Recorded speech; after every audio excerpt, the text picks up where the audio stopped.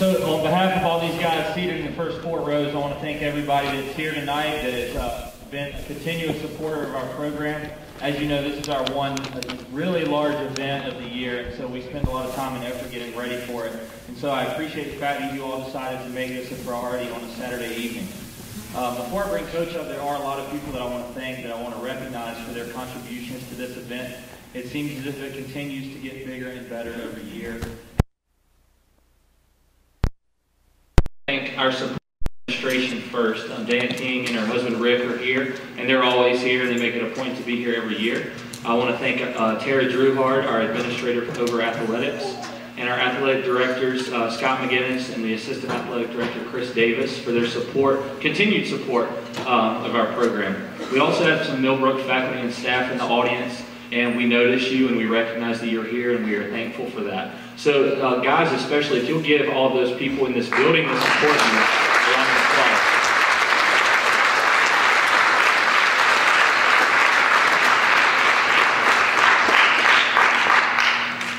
applause. Next, you know, as I said earlier, this event is no small undertaking. And we had a lot of volunteers, some of which are currently helping in the cafeteria to get silent auction items wrapped up to present to you at the close of this ceremony. But I want to recognize a couple of individuals by name who this event would not happen if it wasn't for their contributions.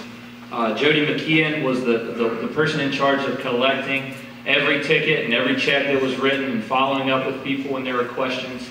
That is not a responsibility that I would want, and so I truly appreciate her her efforts for taking care of all that and communicating with me and communicating with you guys about deadlines and how to get tickets and make this really run very smoothly. So thank you to Jody.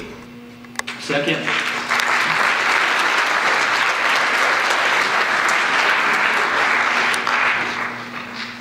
the second lady in charge of this event is Renee Ward, who is the queen of silent auctions. Her and Sheila Baldwin made the cafeteria look stunning today with the help of several other volunteers. But Renee has been sending out continuous updates. You know, here's what we have for the auction, here's what we need, get excited about this. She does a phenomenal job making the cafeteria look like something different than a high school cafeteria. When you walked in tonight, it looked really special, and that was mostly due to Renee's efforts and to all those that helped Renee with the setup today. So thank you to Renee Ward.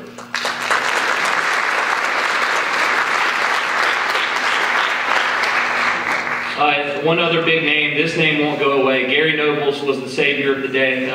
He doesn't even have kids in the program anymore, but continues to help us whenever we need it. He pretty much ran the food tonight, and it would have been, you know, a lot less smooth if it wasn't for Gary stepping up kind of in a last-minute role and helping us out with that. And that's just what he does every year, so thank you to Gary.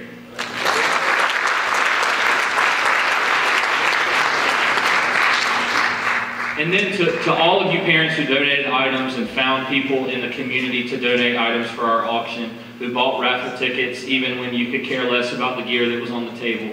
I appreciate your efforts in consistently every year trying to help us make the product on the field better for your kids.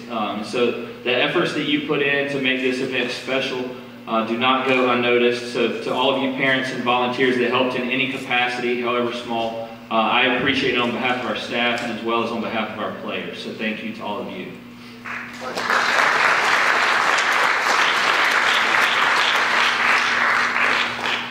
Okay, so I want to take a few minutes to recognize our speaker.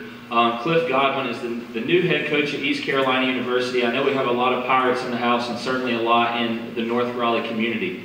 So when I asked Coach to come and speak, and he immediately was very gracious and said, absolutely, I'd love to. It just always kind of surprises me how awesome it is that we have college coaches close to this high school that are willing to come to a high school event on a Saturday evening to speak to you guys about what's important to them as baseball coaches and what they value in the kids that they recruit. So Coach, I appreciate your willingness to come and talk with us. Again, this event gets bigger and better every year, and that's certainly true with our speaker this evening.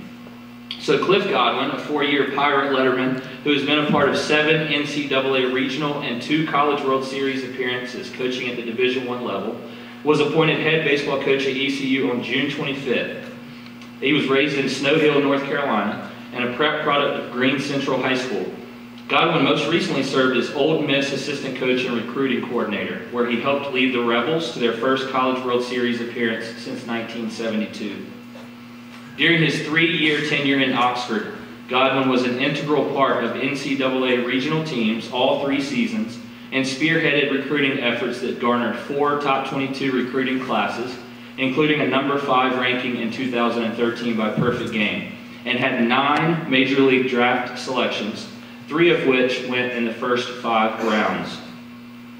A former catcher for the Pirates from 1998 to 2001, Godwin mentored 2013 Johnny Bench Award winner and first-team All-America selection Stuart Turner, who batted .374 and threw out 52% of base runners on steal attempts.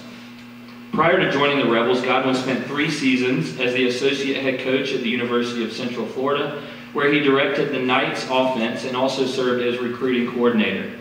In 2010, SEBaseball.com named Godwin Conference USA Assistant Coach of the Year, as he played an integral role in the Knights' school record and Conference USA record .343 batting average. The College World Series champion head coach Tim Corbin had this to say about Coach Godwin and his hiring at East Carolina. Cliff is just a tremendous and passionate baseball person. I was fortunate to be around him for a year and a half at Vanderbilt, but knew of him from Keith LeClaire, who I was very close with. Keith just voiced his opinion about his relentlessness as a worker, about his instincts for the game, and his passion for people and kids. That was certainly the case when he was with my staff for just a short time. He loves recruiting, loves hitting, and just loves the game, and he is a great fit for East Carolina. Coach, again, we're really excited to hear from you tonight. I thank you for being a part of this event for us, and I welcome you up to the stage.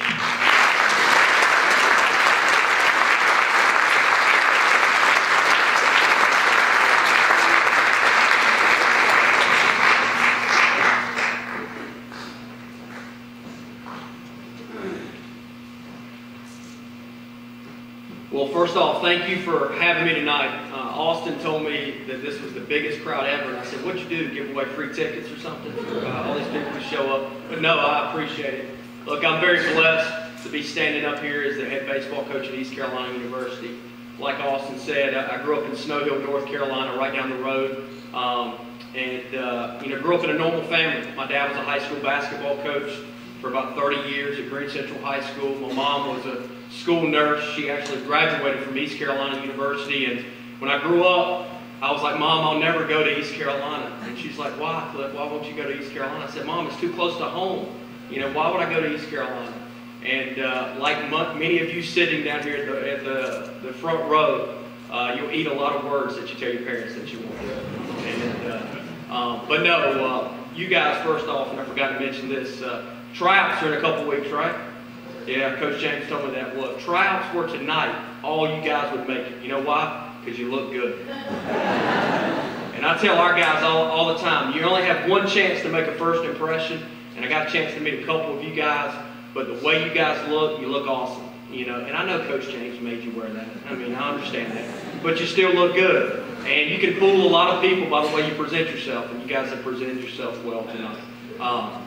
But like I was saying, I want to talk a little bit about myself because I think it's important that you kind of understand where I came from. And I grew up in Snow Hill. My dad was a high school basketball coach. I played football, basketball, and baseball in high school. I think, and hopefully Coach James doesn't kill me for saying this, I think it's a travesty for people to just specialize in one sport. And I think, Coach James, you're not going to kill me, right? Okay, all right. But like I said, my dad was a high school basketball coach. My first love was basketball. I mean, I grew up in the gym with my dad coaching basketball, and my goal every night was, while he was coaching at the other end, when I was 4 or 5 years old, to shoot and not let the ball hit the ground. So if I made it, I had to be really fast. If I missed it, I had to know where it was coming off the rim, because if it hit the ground, I was going to be in trouble with my dad. And he was going to kick me out of the gym. So I learned how to follow my shot, Coach McGinnis, at an early age. But grew up in an athletic home, but my mom, she was the person on the academic side that always told me to do well in school. And I tell all our kids all the time, people can never take away your education.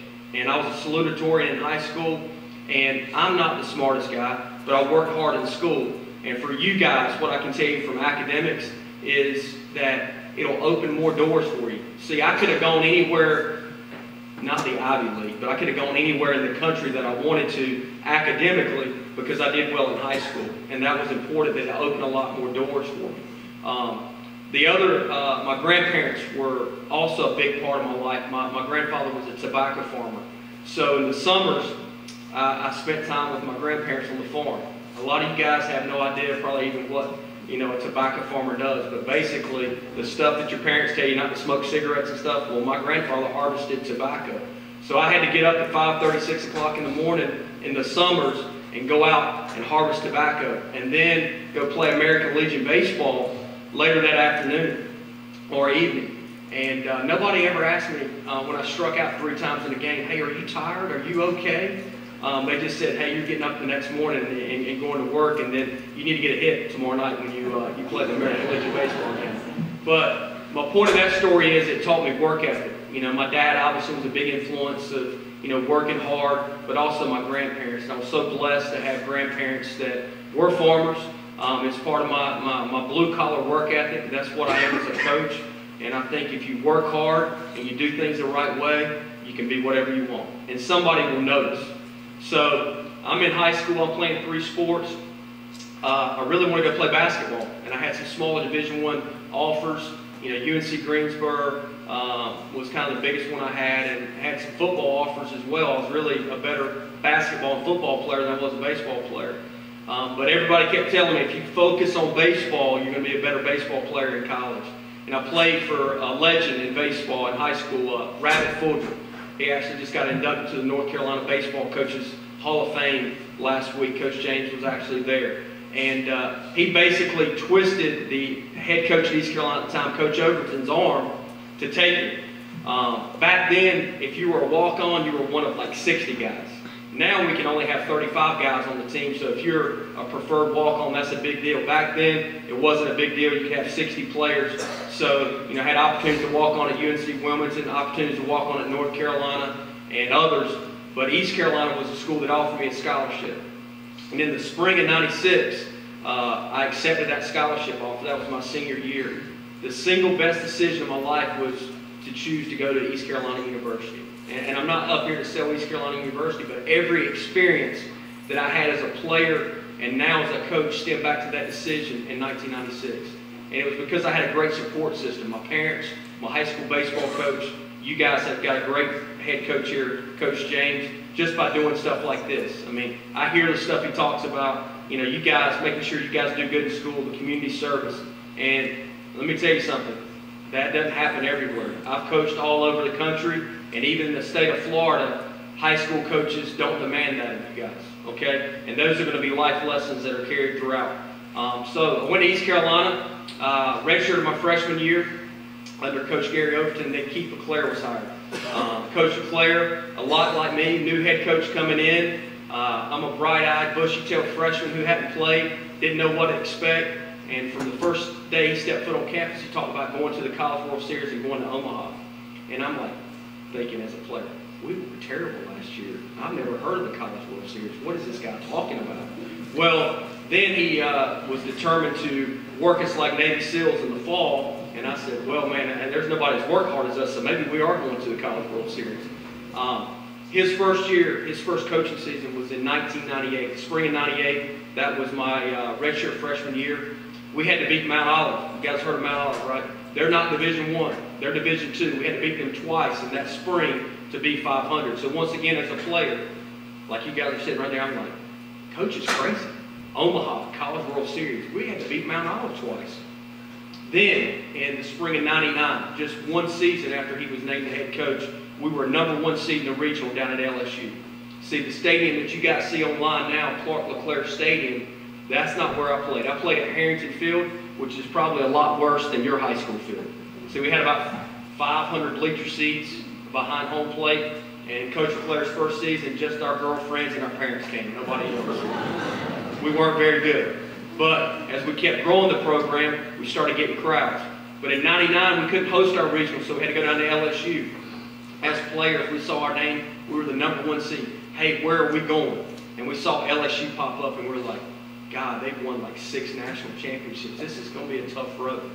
Well, LSU ended up beating us. The next year in 2000, another #1 seed. This time we're going down to Louisiana Lafayette. As players, we're sitting there going, Louisiana Lafayette, we've never heard of these guys. We're going down there. This time to Louisiana, we're going to the College World Series.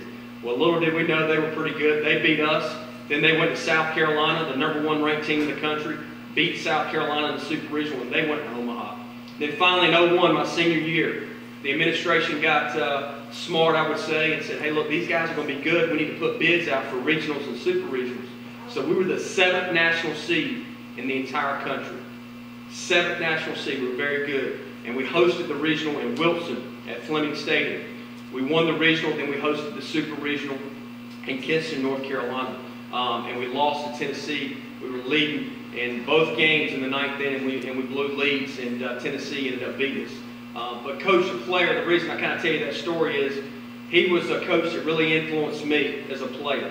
He demanded us to work hard on and off the field, and we weren't the most talented. You're talking about a guy that was not very highly recruited, and most of our team wasn't highly recruited.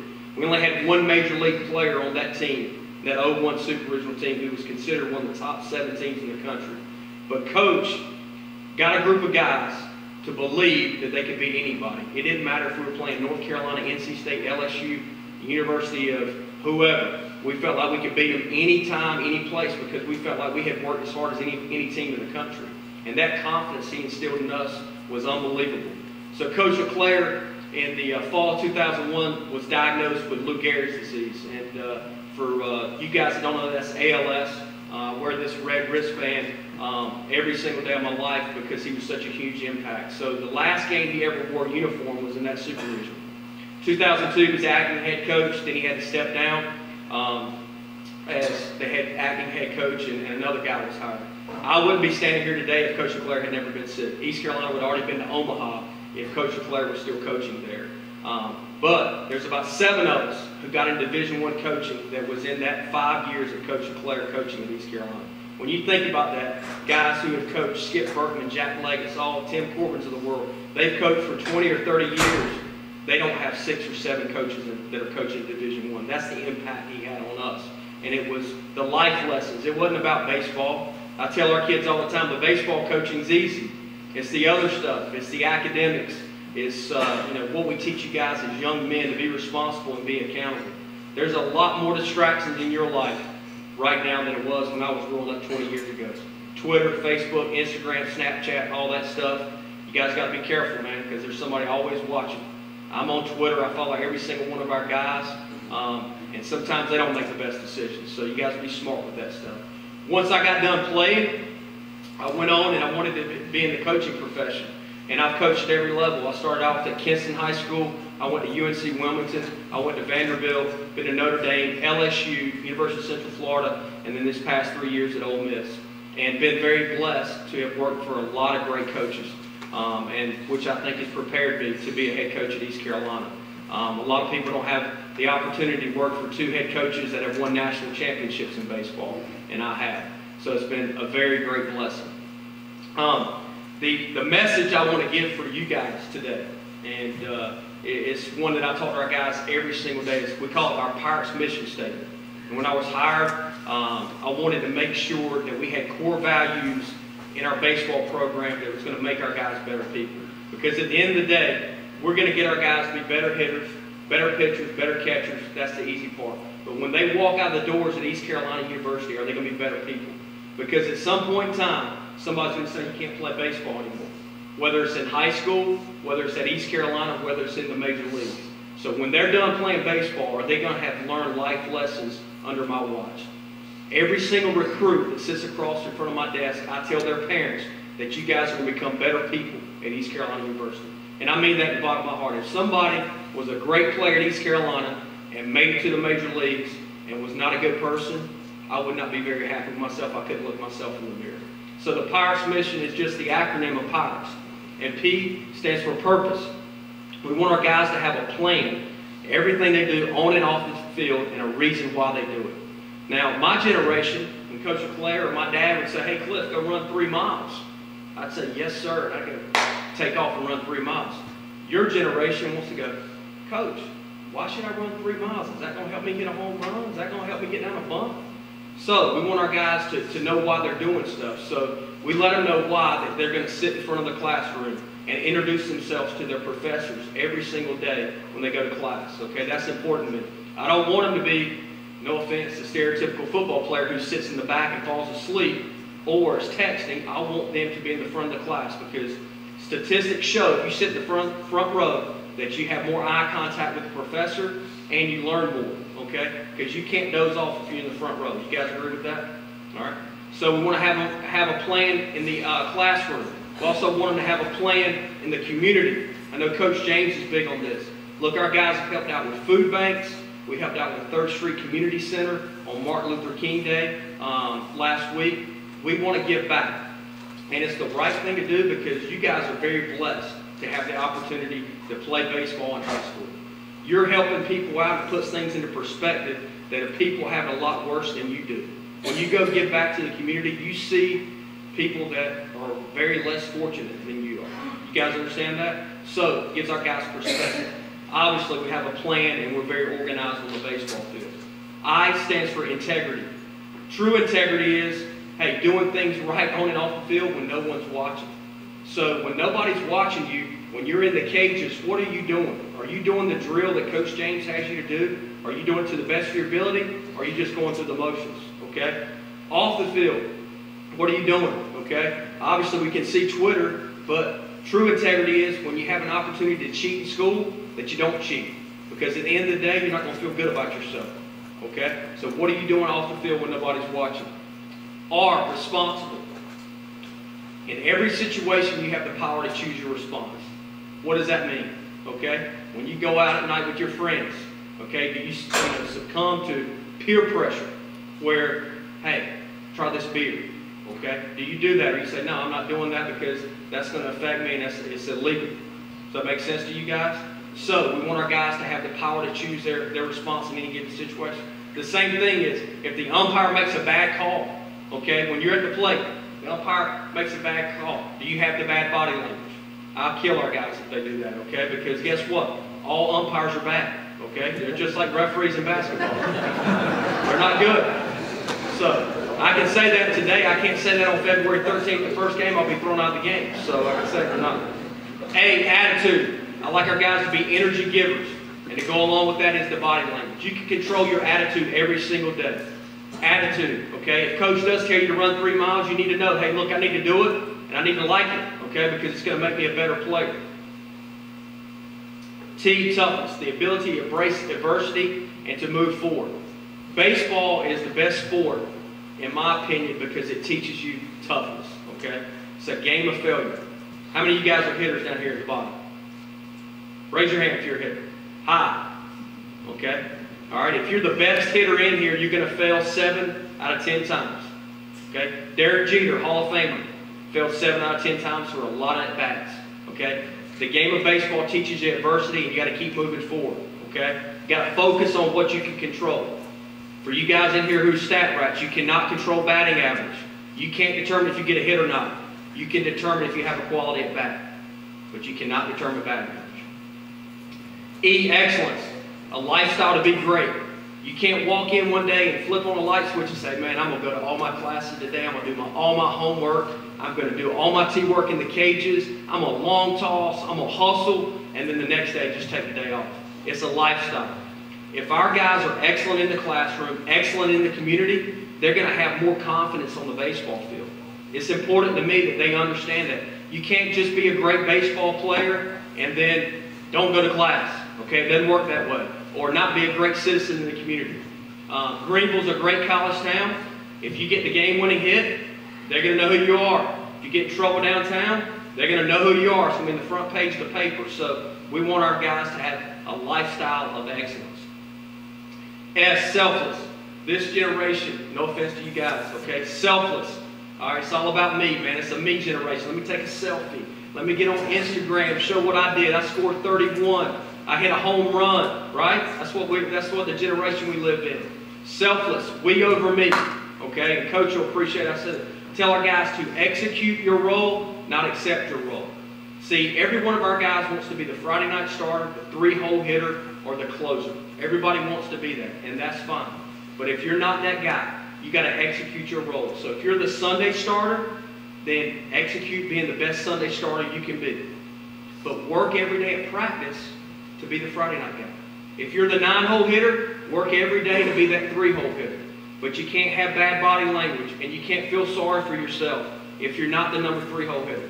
Because everybody can't be the 3-hole hitter. Everybody can't play on a certain day. I promise you that Coach James is putting the best 9 on the field that given day. He doesn't like to lose. No coach likes to lose, I promise you. On any given day, when I put that 9 up there, that's the best 9 players for that day, for whoever we're facing. Okay? Coach James likes to win just as much as I do. The last few things before I open it up for questions is just a few things, fellas. If I can leave you with this. You're always making an impression. You guys made a great impression tonight on me. Number 1 is you dress good. Number 2, a lot of eye contact. Okay? Concentration is a skill. Okay? It's a skill that can be developed. A skill that has been lost since the 20 years I was in school. Because if I didn't keep my eye contact with my dad when he was talking, he was going to smack me around a little bit. You can't do that anymore, but that's what my dad would do. So concentration is a skill. Make sure you're locked in. Make sure you're paying attention. And it's tough sometimes. You know, you want to be distracted, but you got to make sure you're locked in. The other thing is, the last thing I'll leave with you, if you work hard and you have a great attitude, you can do whatever you want. And anybody that tells you differently, don't listen to them. Whatever your goal is in life, you can do if you work hard and you have a great attitude. The last story I'll leave you with is the reason I got hired at Vanderbilt when I was a volunteer assistant at UNC Wilmington. I was making $8,000 a year. Okay, $8,000 seems like a lot, but when you're an adult making $8,000 for a year, you're racking up the credit card bills quite a bit. But I was a volunteer assistant, and we had an East Coast professional showcase, which was the top 150 players east of the Mississippi at UNC Wilmington on their campus. So I was in charge of making sure the field was ready. I was doing laundry. I'm 25 years old. I'm running around like, just crazy, man. But then I'm also trying to go back and take notes on these players to try to learn recruiting. So Tim Corbin's at the event, the guy he just mentioned who won the national championship, and one of my former teammates was his assistant coach, and he said, "Eric, who is that guy out there running around crazy and coming back and trying to take notes?" And Eric's like, "That's my buddy Cliff Godwin." And he goes, "Well, do you think he would want to be our director of baseball operations?" And that's how I got that job. So you're always making an impression, and you never know who's watching. So every time you lace those cleats up and you walk onto that field, whether it's a practice or a game, play like you're playing in front of a professional scout or a coach from East Carolina. If you do that, Coach James will be very happy with your energy and your effort. Coach, questions?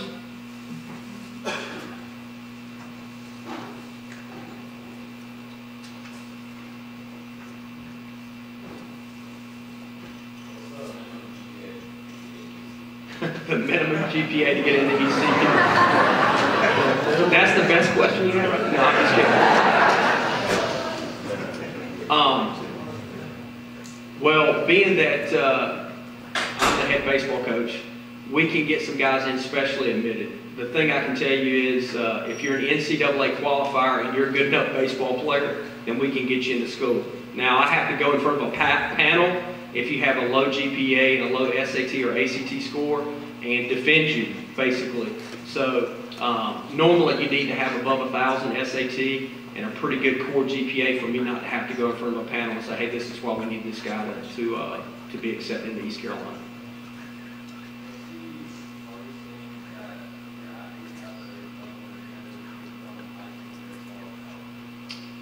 Freshmen, the game speeds up and they have to believe they belong. You know, everybody that comes to our program was the best player on their high school team. And we have a bunch of freshman pitchers this year that need to pitch for us. And the thing they have to overcome is really believing that they belong and they're good enough. I know that probably sounds crazy. A lot of you guys have confidence, but once they get smacked around on the mound a little bit in the fall and, you know, they're facing guys that are 2 or 3 years older and get a home run hit off of them, their confidence is rattled. So you got to have a quick memory and you got to have a lot of confidence to get through, to be able to play immediately as a freshman. That's why it's so tough for freshmen to come in and play right away. Now, you look at the team I coached at Ole Miss last year, our starting shortstop was a freshman, our right fielder was a freshman All-American. We had 2 DHs that were both freshmen. they were really confident human beings. The shortstop thought he was a lot better than he was, which allowed him to play shortstop in the SEC and in the College World Series. Yes, sir. What position on this year recruits? Well, it depends on what position it is. You know, obviously you got to have some talent, you know, for it to catch my attention. But the way you play the game, I mean, the thing that Perfect Game has done is, you know, all you guys are so like worried about your skills to be measured. So if you're throwing 90, if you're running a 6.6, if you're hitting home runs in BP, I mean, all that's great, but you got to be able to play the game of baseball and play it the right way. So when I go to a field, I'm seeing if you run hard on off the field, if you run hard down the line. I mean, it's mandatory for our guys that the media laughs at me and, God, man, your guys are flying across the field. And I said, it's not a choice. You know, if you're not playing hard, you're not going to play for me. I mean, you're just not. So those are the things that I look for as well.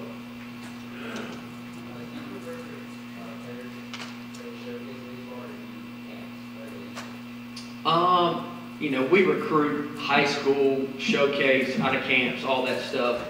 I will say this, that I call every high school coach of any kid that we sign, as well as the travel coach, and a lot of times an opposing high school coach, to see what he thinks of the player as well. Because, look, it's a family decision when you come to East Carolina University, and I want to make sure that we're bringing great people in as well. Anybody can go evaluate talent and say, hey, this guy's great on the mound. But I want us to have a consistent program of winning. I don't want us to go to Omaha and then fall off the face of the map. I want us to be consistent, and you got to have great people in that locker room. You know, we're pretty thin this year.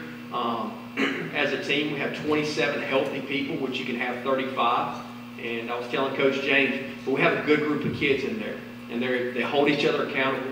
They're not perfect. Nobody's perfect. They're not perfect, but they're disciplined. I mean, we practiced this morning at 7 a.m. Inside, and we went over, you know, the most mundane stuff for our guys, which is first and third defense, bunt defense, and pickoffs, and they were locked in for 2 hours. So you got to have good people in your organization. Okay. For Millbrook standards, we had a very successful year last year, the most successful in the history of the program. This year, we have all of a sudden spots all over the field. You know, we lost 8 starting position players. We've got 4 or 5 playing college ball this year. So what is it going to take for these guys? What do I look for, and how do I decide who's going to fill those 8 roles that were so important for us last year, so that this team has the chance to experience that same kind of success? Well, it's going to take a group of guys that works extremely hard. You know, some of you guys don't have experience, but you know, I tell people all the time, experience isn't everything. If you work hard and you do all the stuff that Coach James said, you should have confidence. Our guys have confidence in our locker room, not because they're the best players. We don't have the best talent. When Virginia plays us on February 13th, they're going to be more talented than us, but that doesn't mean that we can't win. The best team doesn't win in baseball. It's the team that plays the best. And that's what's so great about our game. You know, if you have a starting pitcher that goes out there and shoves, then you got a good chance to win the game. But the guys that work hard and do the little things and being disciplined each and every day at practice, I'm pretty sure those are the guys that he's going to play.